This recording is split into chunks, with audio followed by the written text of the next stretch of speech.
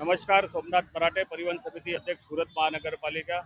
આજે પેસેન્જર દ્વારા અમને જે ફરિયાદ મળી હતી જે ટિકિટ બાબતની, અને પેસેન્જર દ્વારા ચેકરને પણ ફરિયાદ કરી હતી।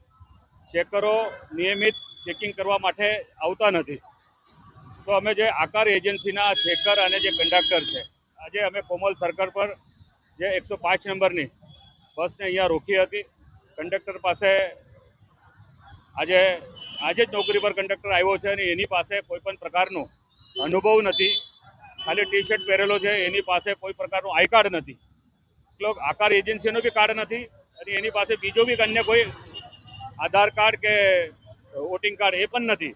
તો એને કેવી રીતે મતલબ આપણે કંડક્ટર માની શકાય? એના કારણે એને પણ અમે 7 દિવસનો સસ્પેન્ડ કર્યો છે અને એનો જે ચેકર છે જીગર દેસાઈને બી અમે 7 દિવસનો સસ્પેન્ડ કર્યો છે। અને આ બંનેનું ખુલાસો આકાર એજન્સી નહીં આપે તો આકાર એજન્સી પર પણ મોટી કાર્યવાહી કરવામાં આવશે। આજે અમે જે ચેકિંગમાં અમે નીકળ્યા છે, જે બસ અમે પકડી હતી એમાં કોઈ પણ પેસેન્જર ટિકિટ વગરનો મળ્યો નથી, પરંતુ કદાચ એમને મેસેજ મળી ગયો હશે એટલે કદાચ ટિકિટ આપી ચૂક્યા હશે। પરંતુ કાન ખોલીને કંડક્ટર હોય કે જે અમારી પાસે ફેર કલેક્શનની એજન્સી હશે, કાન ખોલીને સાંભળી લે, ચેકરો બી સાંભળી લે। મારા હાથે લાગશો તો બ્લેક લિસ્ટ કરીશ અને એજન્સી પર પણ કડકમાં કડક કાર્યવાહી કરવામાં આવશે।